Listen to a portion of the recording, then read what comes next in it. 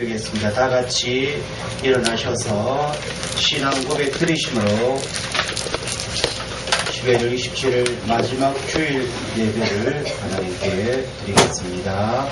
나는 전능하신 아버지 하나님 천지의 창조주를 믿습니다. 나는 그의 유일하신 아들 우리 주 예수 그리스도를 믿습니다. 그는 성령으로 잉태되어 동정녀 마리아에게서 나시고 본디오 빌라도에게 고난을 받아 십자가에 못 박혀 죽으시고 장사된 지 사흘 만에 죽은 자 가운데서 다시 살아나셨으며 하늘에 오르시어 전능하신 아버지 하나님 우편에 앉아 계시다가 거기로부터 살아있는 자와 죽은 자를 심판하러 오십니다. 나는 성령을 믿으며 거룩한 공교회와 성도의 교제와 죄를 용서받는 것과 몸의 부활과 영생을 믿습니다. 아멘. 교독문하겠습니다.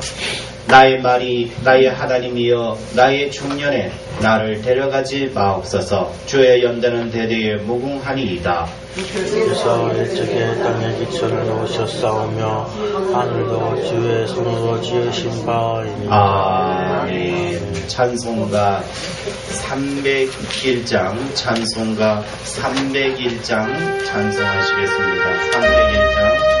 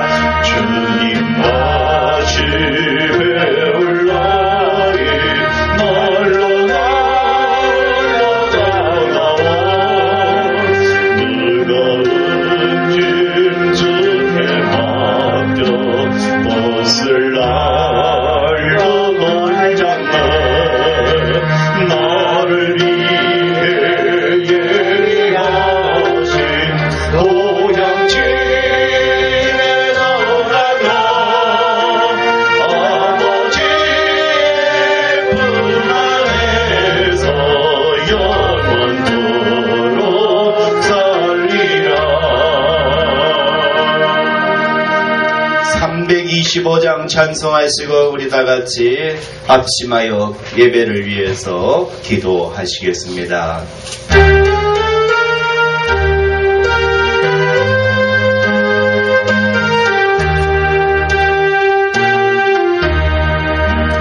예수가 함께 계시니 시험이 오나도 없네. 기쁨의 예수를 위해 사시라.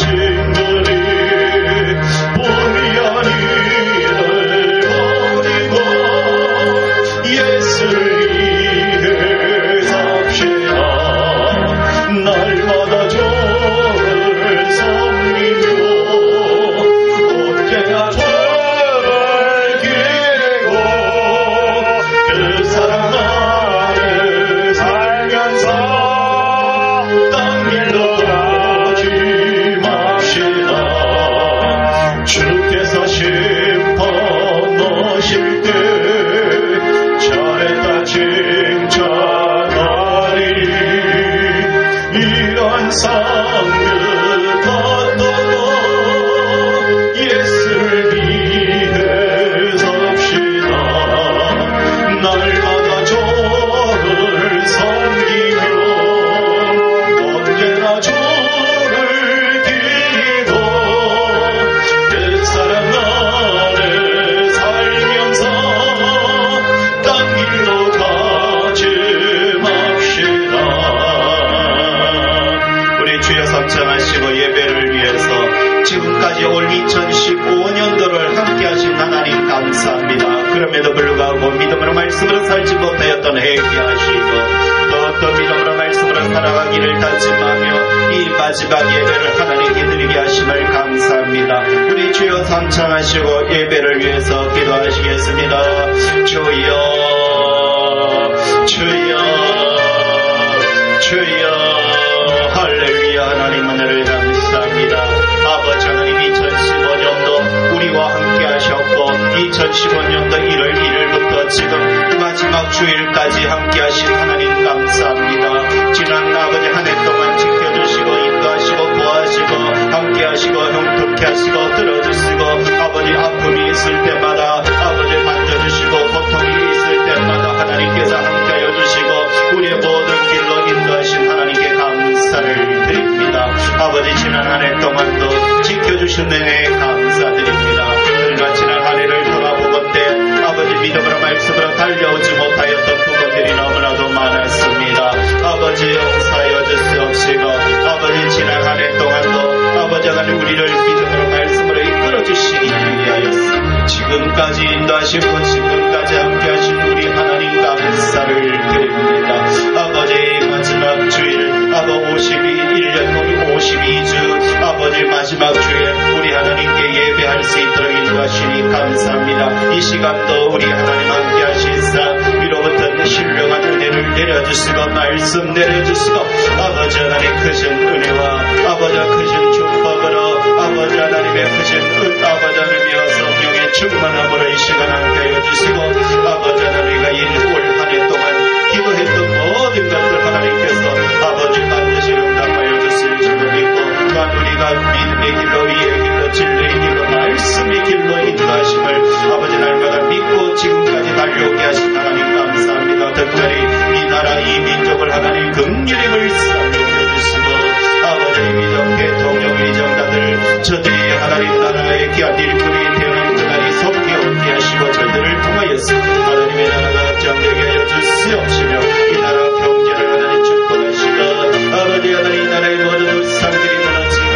음란의 세력이 따라가게 하시고 지난 한 해 동안 아버지 음란의 세력과 이 당 사이에 아버지가 저 아버지 하나님의 저들이 할구할 때에 우리 하나님 저들을 아버지 하나님 남별하여 주시고 아버지 다 믿음으로 말씀하다 다시 아버지 하나님 돌아오며 아버지 하나님 2015년 동안 이 나라를 지켜주심을 감사하며 또한 우리 성도들의 가정을 지켜주셨음을 감사하며 아버지 하나님 힘들고 어렵고 아버지 하나님 고통과 환난 가운데 있었을 때 지켜주셨음을 감사합니다.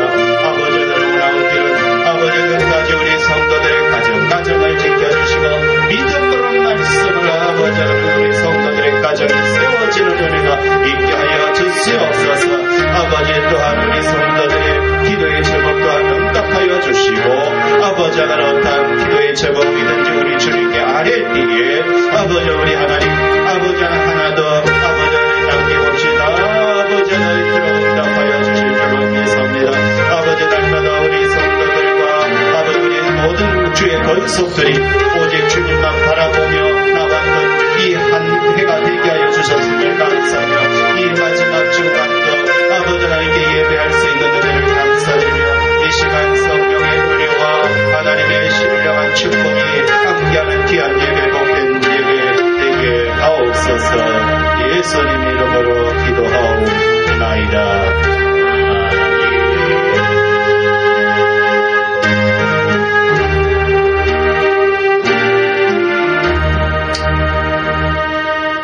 지난 한 해 동안 2015년도 지켜주셨음을 감사드립니다. 아버지 2015년 1월 1일부터 지금까지 1년 52주 동안 지켜주셨고 오늘도 지켜주시사 주의 품 안에서 아버지 마지막 주일을 보낼 수 있게 하심을 감사하며 오늘 시간 신령과 진정으로 예배할 때에 우리 하나님 위로부터 신령한 은혜를 내려오고 우리가 각자 아버지 하나님의 중심을 다하여 힘을 다하여 예배 드릴 때에 아버지 하나님께 아버지 하나님 모든 정성 모두 드릴 때 하나님의 크신 축복이 오늘 시간 있게 하여 주시옵소서. 예수님 이름으로 기도하옵나이다. 아멘. 자, 오늘 말씀은 신명기 8장 1절에서 10절입니다. 신명기 8장 1절에서 10절입니다.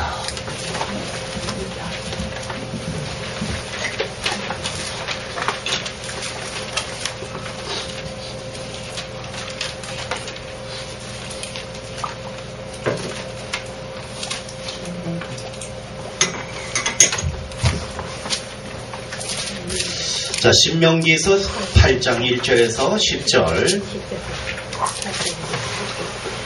교독하겠습니다.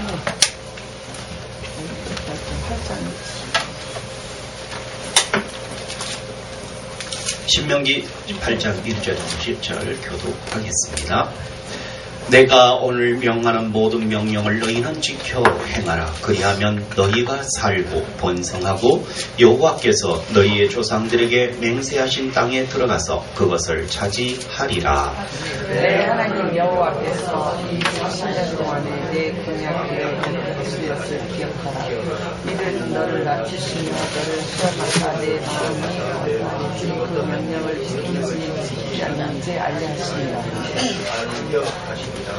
너를 낮추시며 너를 줄게 하시며 또 너도 알지 못하며 내 조상들도 알지 못하던 만나를 내게 먹이신 것은 사람이 떡으로만 사는 것이 아니오 여호와의 입에서 나오는 모든 말씀으로 사는 줄을 내가 알게 하려 하심이니라.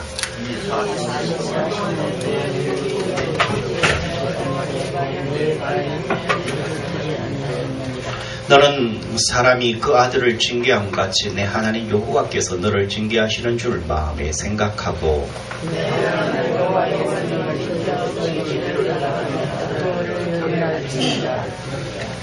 내 하나님 여호와께서 너를 아름다운 땅에 이르게 하시나니 그것은 골짜기든지 산지든지 시내와 분천과 샘이 흐르고 밀과 모래의 소수요 포도와 호박과 장미와 감람나무의 세상이라.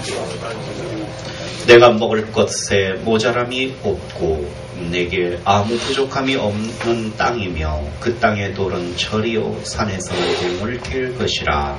내가 먹어서 배부르고 내 하나님 여호와께서 복도를 내게 주셨으므로 말미암아 그를 찬송하리라. 아멘. 이 젖과 꿀이 흐르는 땅으로 하나님께서 인도해 주셨는데요. 그런데 하나님께서 기억하라고 했습니다. 광야의 삶을 말씀하시면서 기억해라 라고 말씀하고 있습니다.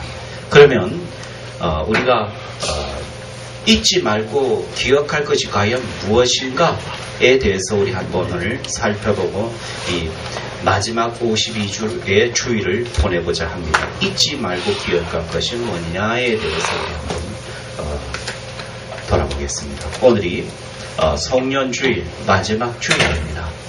마지막 주일이 지나면 이제 성부 영신 예배가 이제 31일 그때 드릴 거고요. 자, 오늘 이 시간은 마지막 주일입니다. 그래서 지난간 1년을 돌이켜 봅니다. 그래서 한 해 동안에 하나님으로부터 받은 바 은혜를 다시 한번 감사하고 되새기고 또 잊지 말고 기억할 것이 무엇인가를 우리는 한번 생각해 봐야 할 것입니다. 앞으로 주실 이스라엘 백성들에게 궁극적으로 주실 땅은 바로 가나안 땅입니다. 그래서 앞으로 주실 그 축복의 땅에서 축복받을 때에 그 축복받을 때에 배불리 먹고 배부를 때에 강야 40년 고난과 환난을 당할 때를 기억하라고 합니다. 그래서 3절에 사람이 떡으로만 사는 것이 아니요 여호와의 입에서 나오는 모든 말씀으로 사는 줄을 내가 알게 하려 하심이라고 했습니다. 우리가 먹고 사는 것, 즉 떡으로만 사람이 떡으로만 사는 것이 아니다라는 것은 먹고 사는 것만이 인생이 아니라는 거예요. 그게 아니라 여호와의 입에서 나오는 모든 말씀으로 우리는 산다. 이것을 알게 하려고 이 40년을 하나님께서 가르쳐 왔던 것입니다.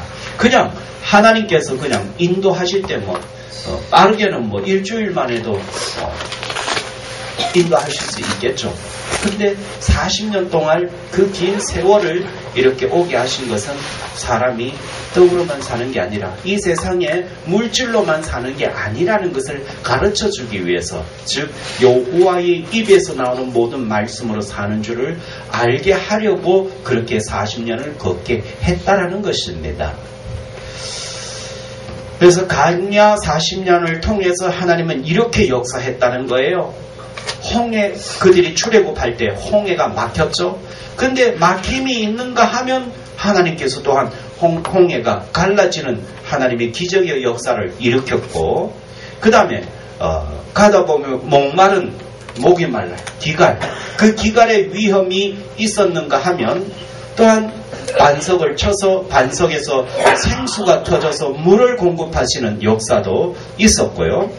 먹을 것이 없어요. 그럴 때 먹을 것이 없어서 굶주림의 어떤 위험이 있을 때에 그때 하나님께서는 하늘에서 만나를 내려서 만나의 양식을 날마다 새벽마다 공급받는 신비의 체험을 하기도 했다는 것입니다.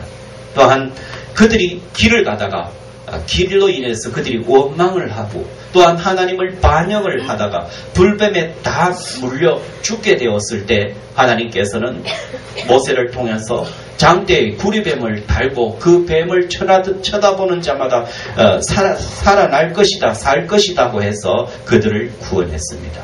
그래서 강야는 위험과 시련과 은혜와 절망과 소망과 흑암과 빛이 막 교차되는 거예요. 그래서 비 온 뒤에 땅이 굳어지듯이 광야의 고난을 통한 그 믿음의 시련 연단, 그래서 광야의 고난을 통해서 진정한 신앙인이 되게 하셨습니다. 그래서 광야는 어려운 것만이 아니라 그 광야의 그 고통스러운 것만이 아니라 그 고통 속에서 축복이 태어나는 겁니다. 그래서 강야는 축복의 산실이다라는 겁니다. 그러므로 우리가 잊지 말고 기억할 것은 무엇인가? 첫 번째로 강야 생활에서 겪은 고난을 기억하라는 것입니다. 고난. 인도의 간디는 고난이라고 하는 것은 인생의 원리이다. 즉 고난이란 인간의 살아가는 가정에서 뺄 수 없는 한 가정이다라고 말하고 있습니다. 프랑스의 물리학자의 철학자인 파스칼은 이렇게 말해요. 고난이라고 하는 것은 사람을 더욱 깊고 위대하게 만드는 도구다라고 했습니다.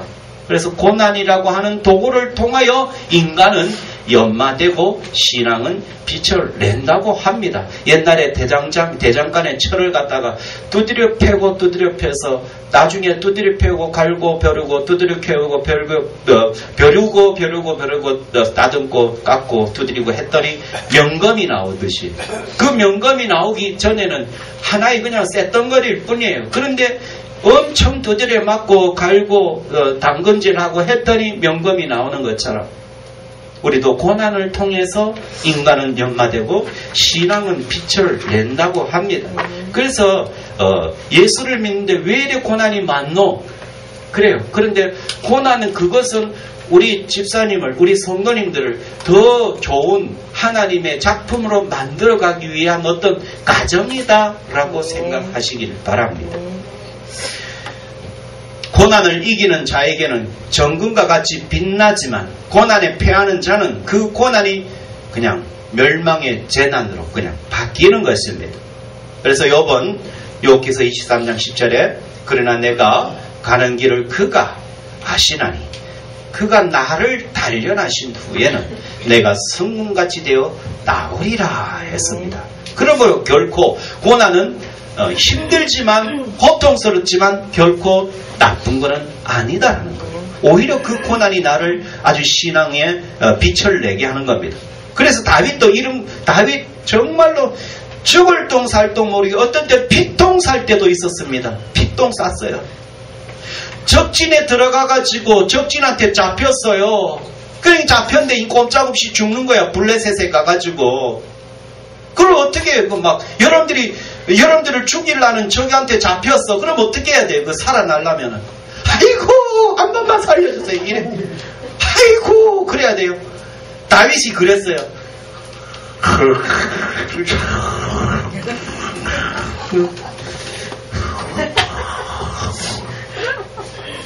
그랬다니까요. 다윗이요. 다윗 왕이죠. 성군이죠. 말씀대로 살았죠. 근데 그 사람이 말이에요. 쫓길 때는 블레셋 왕한테 잡혔을 때는 어떻게 하냐면 침을 막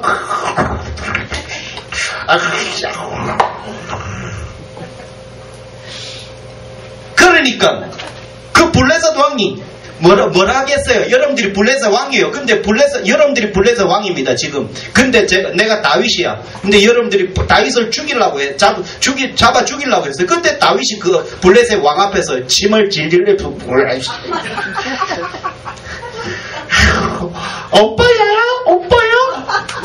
왕이야, 오빠야? 그러면 여러분들이 왕이야. 근데 자이스를 잡아 죽이는데 그 모습을 본 거야. 오빠야. 그럼 어떻겠어요, 여러분? 블레셋 왕이 뭐라 해? 이 미친놈이 다 있냐? 우리나라에 미친 것이 없어. 이거 하나 미친 거 있냐? 에이, 보내라. 그래가지고 살아난 게 다윗입니다, 여러분. 할 때 그 심정이 피똥 싸는 거 아닙니까, 그지야? 그거 참 이렇게 연기하면 해보세요. 진짜 피똥 싸지 그거. 이 사람한테 쫓겨다니는 판에 잡힌 게 아니라 그 발견됐거든요. 그러니까 막 대문에 걸기적, 성경엔 대문에 걸기적 거렸다고 했어요. 대문인데 거기서 걸기적 하면 어떻게 해요? 또 침도 흘리고 걸기적 거렸다 해요. 침도 흘리고 걸기적 거렸다. 그럼 어떻게 해요? 금방 이렇게 했죠. 이렇게 했겠죠. 근데 그 속은 지금 미친 게 아니에요. 지금 속으로는 피똥이 싸는 거예요. 그 어떻게 거기서 살아나려면 왕이. 그러니까 그런 거예요. 그래 살아났다 아닙니까? 그래가지고 나중엔 그 많은 환난과 고난 다 당한 거 나중에 왕이 됐잖아요. 참 그래요. 죽을 상황인데 그래서 빠져나왔어요, 그 다윗이. 그래서 시편 119편 67, 71절 이렇게 말하고 있어요. 앞에 한번 보이십니다. 고난 시작. 고난 당하기 전에는 내가 그릇 행하였더니 이제는 주의 말씀을 지키나이다. 고난 당한 것이 내게 유익이라. 이로 말미암아 내가 주의 율례를 배우게 되었나이다. 아멘. 고난 때문에 인간 됐고 고난 때문에 하나님의 말씀을 이렇게 지켜야 되는 거구나 라는 것을 알게 되었다라는 거예요. 그러니까 자기로 봐서 고난 당한 게 오히려 유익이구나. 한 나라의 왕이 되면서 그런 어떤 정말로 밑바닥처럼 또한 적진에 잡혔을 때 그런 상황을 다 겪고 나니까 그럴 때 내가 참 그 고난 당한 것이 내가 유익이다. 그것 때문에 내가 주의 율례를 배우게 되었다. 그래서 하나님 말씀 안 붙잡으면 나는 죽을 수밖에 없구나 라는 것을 배우게 되었다라는 거예요. 여러분, 그래서 고난을 당합니까? 그게 오히려 그것 때문에 하나님께 더 기도하고 더 매달리는 거, 그것 때문에 기도하다가 불받고 기도하다가 역사가 일어나고 기도하다가 형통의 역사가 막 일어나는 그것이 오히려 고난이 오히려 하나님을 더 알 수 있게 됐고 하나님께 더 나갈 수 있는 기회가 되었다라는 겁니다. 그래서 자기는 그랬잖아요. 고난 당하기 전에 내가 그릇 행하였더니 고난 당하기 전에 내 마음대로 살았다는 거. 근데 고난을 딱 보니까 아하, 내가 하나님 말씀대로 안 살면 내가 이런 상황에도 벌어질 수 있구나. 내가 말씀대로 살아야지 이제는 하면서 이제는 주의 말씀을 지키나이다. 이렇게. 이스라엘 사람들은 광야 40년의 시련을 이겼기 때문에 그 시련은 금과 같이 옷과 같이 진주와 같이 빛났습니다. 그래서 바울은 이렇게 고백을 해요. 로마서 8장 18절에 생각하건대 현재의 고난은 장차 우리에게 나타날 영광과 비교할 수 없도다 했습니다. 그래서 그 고난에서 내가 기도하지 않고 말씀 안 붙잡으면 그걸로 재난으로 그냥 멸망일 거고, 그 고난을 인해서 더 기도한다면 그것 때문에 우리 다윗이 왕이 되고 요셉이 총리가 된 것처럼 그런 신앙의 원리가 있습니다. 그러므로 현재의 고난 장차 우리에게 나타날 영광과 비교할 수 없는 줄 믿으시길 바랍니다. 아멘. 그 다음에 두 번째 기억할 것은 광야 생활에서 체험한 하나님의 능력을 기억하라고 하십니다. 이스라엘 백성들이 광야에서 체험한 하나님의 능력은 무엇입니까? 첫 번째로 출애굽의 기적을 기억하라는 겁니다. 하나님의 계획은 애굽에 430년간 종살이하는 이스라엘 백성들, 그들을 출애굽시켜서 젖과 꿀이 흐르는 땅으로 인도하는 것이었습니다. 그 길을 누가 방해합니까? 바로왕이 방해합니다. 가지 마라, 갈란다, 가지 마라, 갈란다. 그러니까 자꾸 막으니까 하나님께서 10가지 재앙으로 애굽을 쳐버린 거예요. 바로왕을 쳐버리는 거예요. 다 징벌해버리는 거예요. 초토화시키는 거예요. 안 보내니까. 근데 여기서도 우리가 하나님 안에서 막는 것이 있다는 것을 알아야 돼요. 하나님은 분명히 가라 했지만, 모세 보고 이끌고 가라 했지만, 그러나 현실은 바로가 자꾸 막아요. 그래서 교회를 다니면 다 잘 된다 하더라. 물론 잘 되는데 그 잘 되는 그 가는 길을 막더라는 거예요.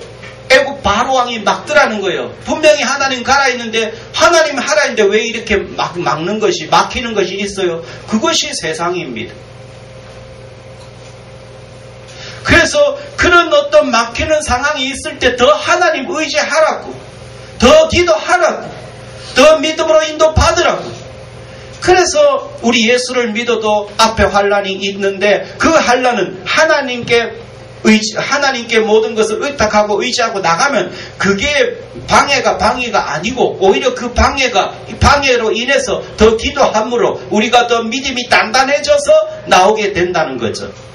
광야 40년이 그겁니다. 왜 고난을 줍니까? 그냥 가도 되지만 그 고난을 통해서 더 큰 믿음의 사람으로 만들어 가면서 그 가나안 땅에 들어가라고 하는 그 의미가 있습니다. 그래서 그 길을 방해하는 바로왕 때문에 그 바로왕은 오히려 하나님께 침을 받아서 10가지 재앙으로 초토화시켜 나갔어요. 나중에는 하나도 안 보내니까 하나님께서 양을 잡아서 양의 피를 문설주에 발라라. 그거 안 바른 그 가정은 첫 것은 다 죽이겠다. 근데 이스라엘 백성들은 다 발랐지만 애굽 사람들은 그 하나님의 말 들을 필요 뭐 있어요? 안 믿으니까. 그래서 이 애굽의 사람들을 안 바르고 이스라엘 사람은 다 바르고, 그 피를 바른 안에서 그들이 양고기를 먹고 쓴나물을 먹고 무교병을 먹었어요. 그 밤에 그래서 그들을 넘어갔는데, 이스라엘 백성들 피를 다 발랐거든요. 그냥 하나님이 넘어가요. 근데 피 안 바르는 게 있어요. 누가 안 바르냐면은 말씀에 순종하지 않는 이 애굽의 직원 하나도 안 발랐거든. 가서 다 죽였어요. 장자 또한 첩것 다 죽였어요. 그래서 완전히 나중엔 다 죽이고 나왔어요. 그래서 이게 유월절 사건, 너물유, 너물월.